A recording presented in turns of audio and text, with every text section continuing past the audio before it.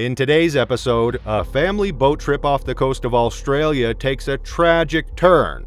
A father, his son, and his wife set out for what should have been a day of adventure, but lurking beneath the surface was a vicious predator. A ravenous shark strikes, leaving the family's peaceful outing in ruins as the shark's brutal attack devours them one by one. Port Lincoln, located on the rugged coastline of South Australia, is renowned for its stunning ocean vistas and vibrant marine life. As the only place in Australia where you can cage dive alongside great white sharks, it has become a hot spot for thrill seekers eager to witness these majestic predators up close. While cage diving offers an adrenaline rush, it's essential to remember that you can't trust a predator when it sees you as its next meal. Many tourists opt out of cage diving, preferring instead to experience the ocean in its raw, untamed form. However, this only heightens the activity of sharks in the area, as they become more accustomed to human presence. One such family was the Dalworths, Michael, Laura, and their 14-year-old son Jack, who set out on a fateful boat trip on January 17, 1971. The weather that day was hot and humid, following several nights of summer storms that had disturbed the usual clarity of the ocean.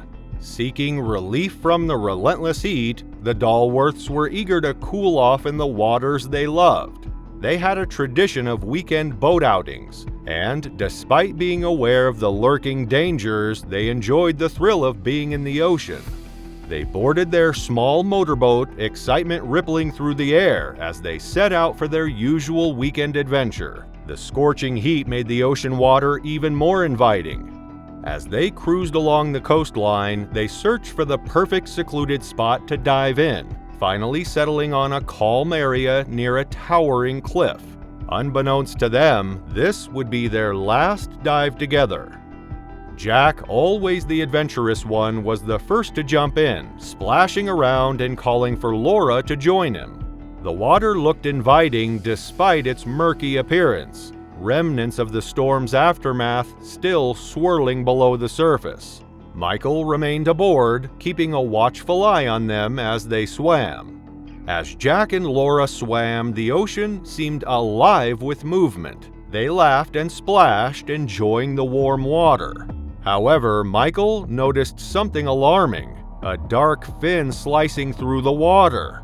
His heart raced as he recognized it as a great white shark, drawn to the area possibly by the storm and the murky conditions. Michael shouted a warning to his family, but the urgency of the situation unfolded too quickly. The great white, measuring approximately 16 feet in length, surged forward with terrifying speed. It struck Jack first, clamping its powerful jaws down on his leg. The water quickly turned red as blood clouded around him. Jack's screams echoed across the water, alerting Laura to the immediate danger. Without hesitation, Michael dove into the water, adrenaline pushing him forward as he swam toward his son. Laura, who was already nearby, moved to assist Jack but held back when she noticed the blood spreading. Michael reached Jack and grabbed him, attempting to pull him back to the boat, but the shark circled them, its predatory instincts heightened by the blood in the water. In a horrifying moment, the shark turned its attention to Laura, lunging forward and sinking its teeth into her upper thigh, ripping out a large piece of flesh as blood poured into the water. Laura let out a cry, but it was brief as the shark's bite tore through her body. After the initial attack, the shark swam away, leaving a moment of uncertainty. Michael, in shock, attempted to drag Jack back to the boat. Jack was conscious but struggling against the pain. As Michael pulled Jack closer, the shark returned, its aggression amplified by the smell of blood. This time, the great white turned its attention to Michael. With terrifying speed, it clamped down on his torso, forcing him to let go of Jack. Helpless and weakened by blood loss, Jack drifted away as the shark pulled Michael underwater. The attack was brutal and swift. The sea turned red, and within moments, the shark vanished as quickly as it had appeared, leaving behind only chaos and fear. Nearby fishermen, alerted by the sudden commotion, rushed toward the scene. As they approached, they saw Michael's body floating, his blood mixing with the water around him. They quickly pulled him aboard their boat, his injuries severe and his body barely clinging to life. His condition was critical, but there was no time to hesitate. As the fishermen scanned the water for any other survivors, they spotted Laura drifting nearby. She was alive but barely conscious, weak from the ordeal. They carefully lifted her onto the boat, her breath shallow and faint, but Jack was nowhere to be found. They searched frantically, calling his name, but the sea had already swallowed him. He was presumed drowned, his body lost to the depths. Knowing every second counted, the fishermen raced back to the shore, pushing their boat to its limits. When they arrived at the dock, emergency services were waiting to rush Michael and Laura to Port Lincoln Hospital. Laura's condition was critical, and despite immediate efforts to save her, she passed away shortly after arriving. Michael, suffering from severe blood loss, was taken into surgery, but a few hours later, he too succumbed to his injuries. Jack's body was never recovered, and the tragedy left the community devastated. In the days following the attack, an investigation was launched to determine what had happened. Experts questioned whether a single great white shark had been responsible, or if multiple sharks were involved. The attack's ferocity and the unusual behavior left many puzzled, as nothing like this had been recorded before. The Dalworth family's devastating loss stands as a stark reminder that the ocean belongs to its predators, and every venture into its depths comes with inherent risks. Jack's horrible experience scarred the history of the ocean, but thousands of miles away in California, another terrifying event was taking place. On what should have been a joyous Christmas day, Thomas Abraham Butterfield, an avid diver known for his adventurous spirit, was about to learn the hard truth. The ocean shows no mercy, even during the holidays. It was December 24th, the day before Christmas, and the coastal town of Cayucos, California was calm under the soft winter sun. While the rest of the country braced for the cold, this part of California enjoyed mild temperatures, with the daytime hovering around 60 to 70 degrees.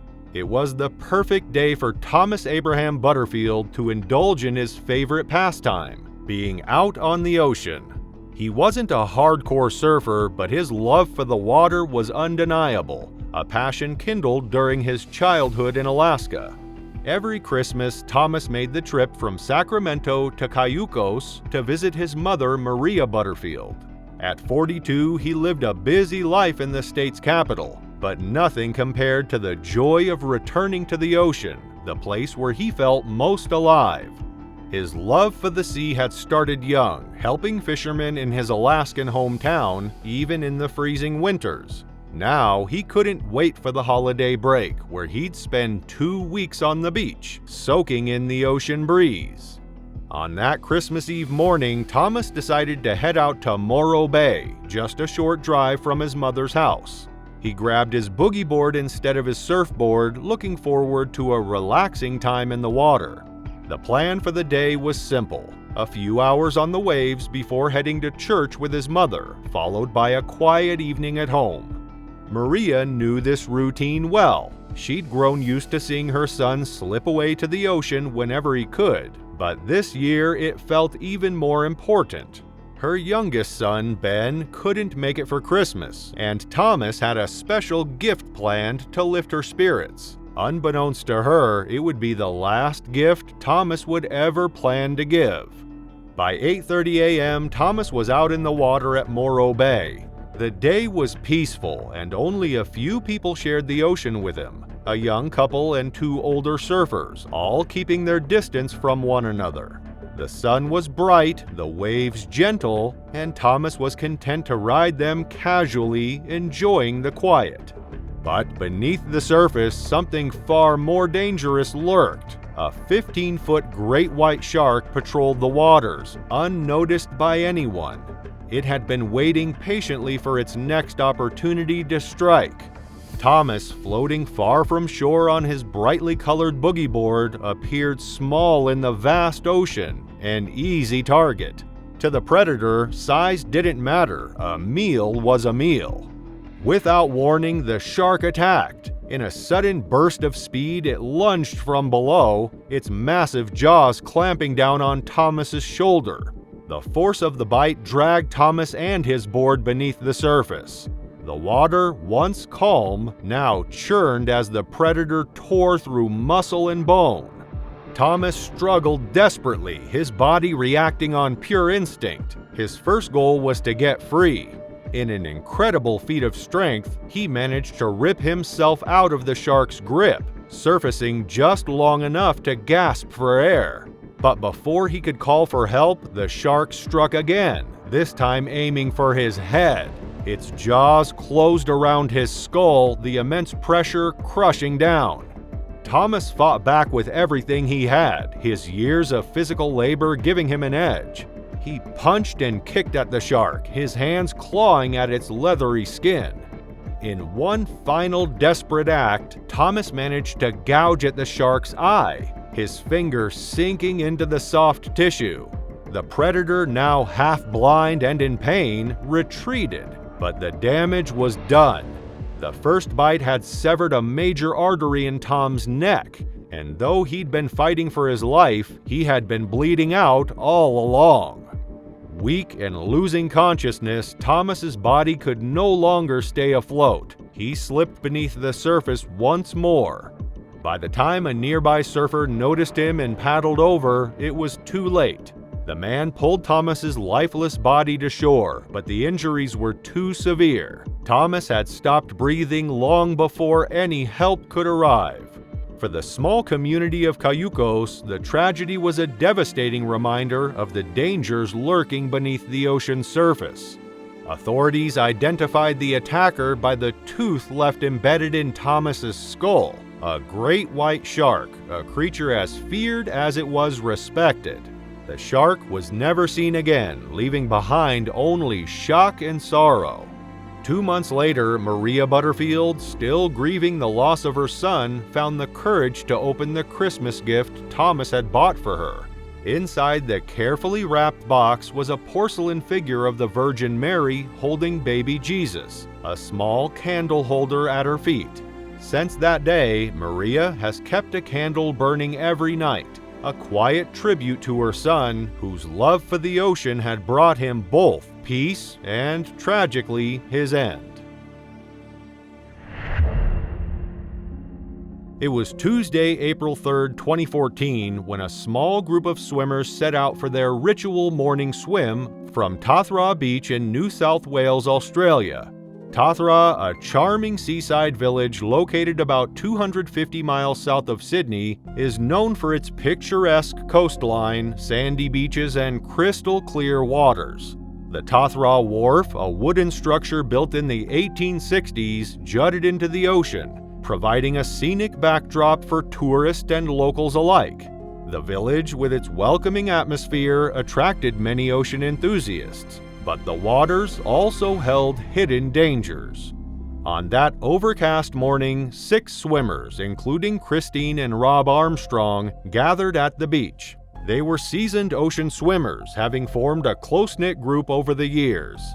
Christine and Rob, both originally from Western Australia, had made Tathra their home. The couple had developed a routine of swimming from the beach to the wharf and back, regardless of the season. As they prepared to enter the water, the calm surface appeared inviting. Yet just beneath it lurked potential threats, including sharks, which were known to inhabit the area. 2 years prior, concerns had been raised about fishermen illegally baiting lines near the wharf, attempting to lure sharks closer to shore.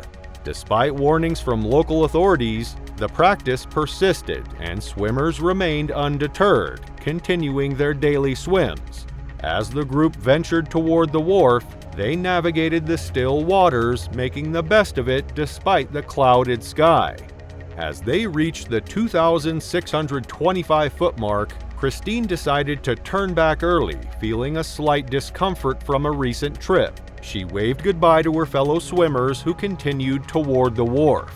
Unbeknownst to her, a massive 13-foot-long shark had begun to shadow her, gliding gently through the water.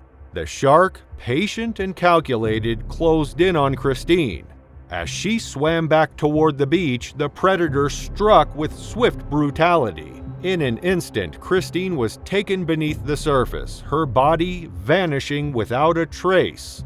The attack was so rapid and powerful that it left no time for her to react or call for help.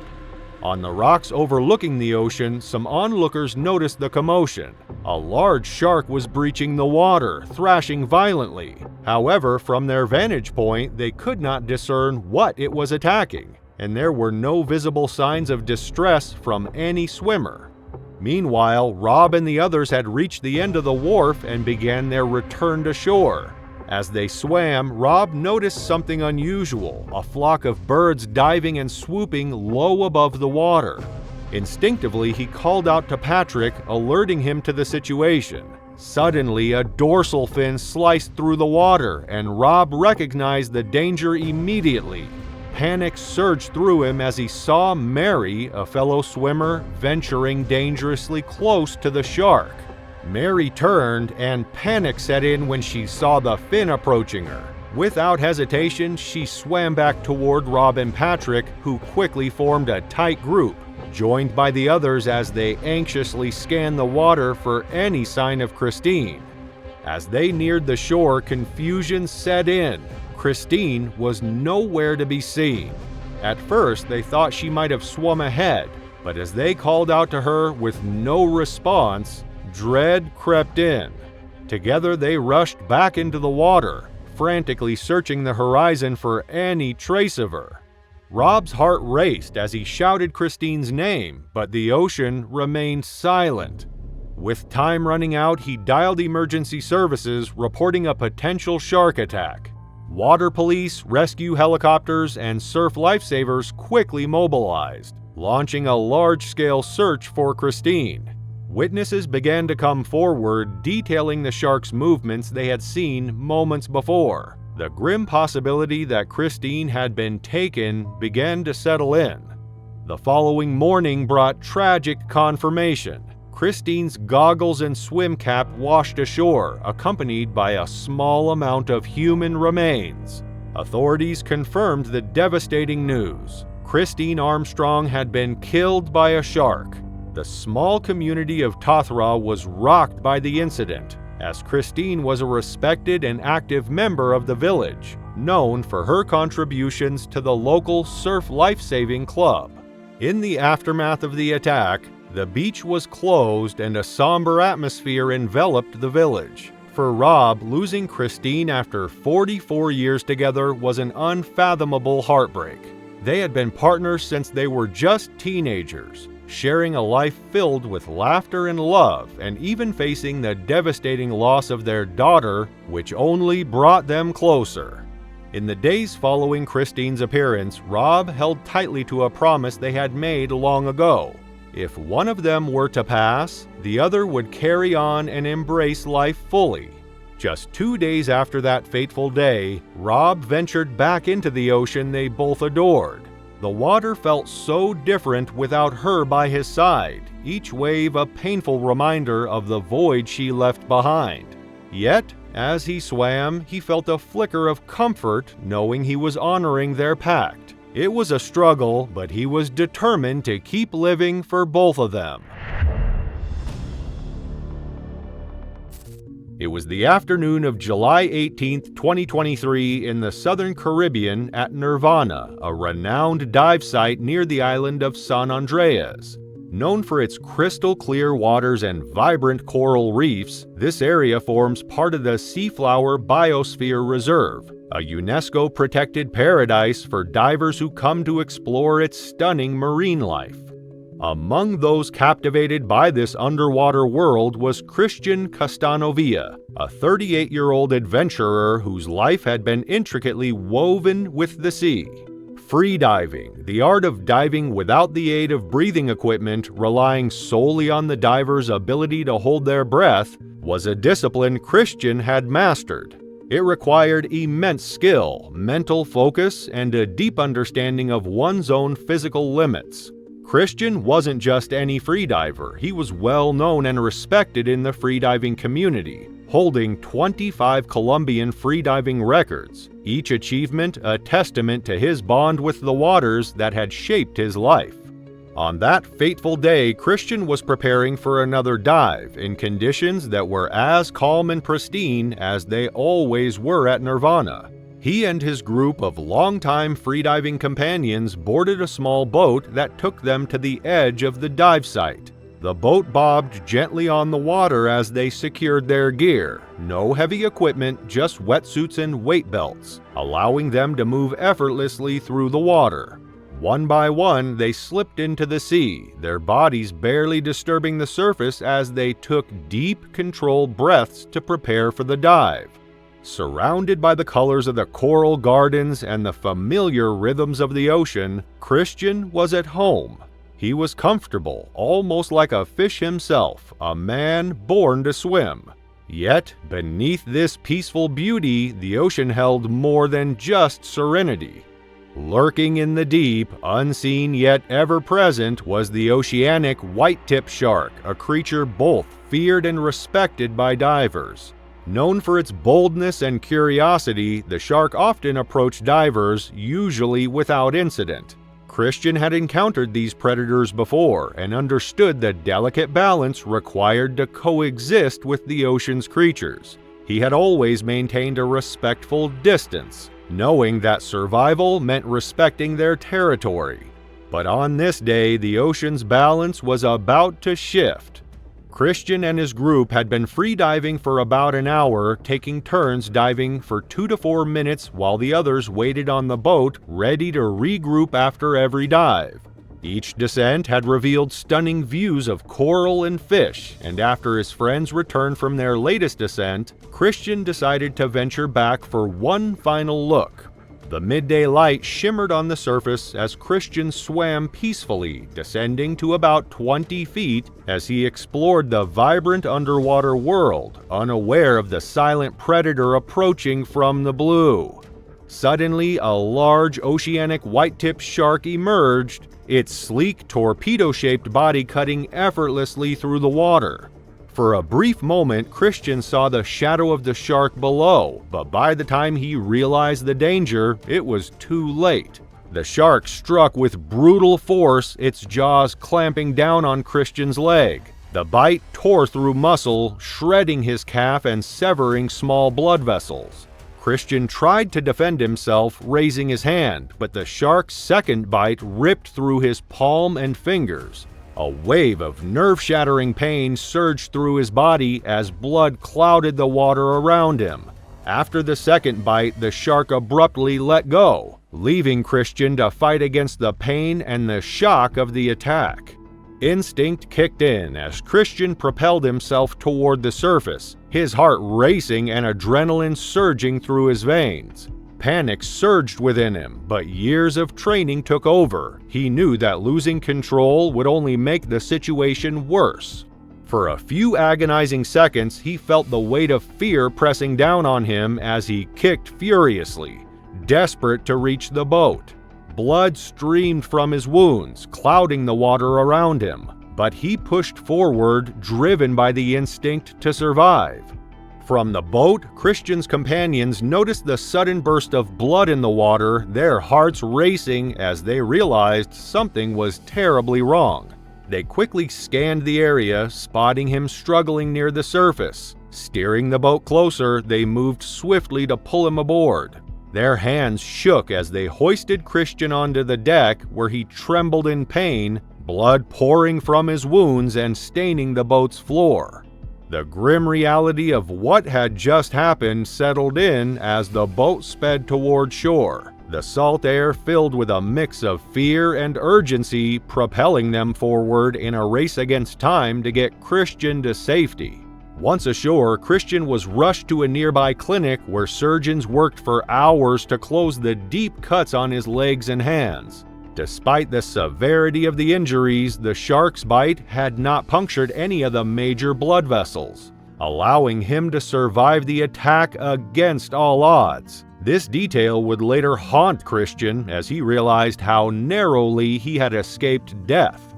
Word of the attack spread through the diving community, casting a dark shadow over the colorful waters of San Andreas. However, Christian faced the ordeal with great humor and spirit. He posted a picture of his bandaged legs and hands from his hospital bed, captioned, "You should see how the shark turned out." Many were inspired by his strength in such a difficult situation, as he turned it into a story of survival and bravery. For Christian, the attack was a harsh reminder of the sea's untamed power. Though he respected the balance between humans and the ocean, this encounter shattered that understanding. His survival was a testament to his skill and respect for the water, but not everyone is as lucky. Thanks for watching these intense shark attack stories.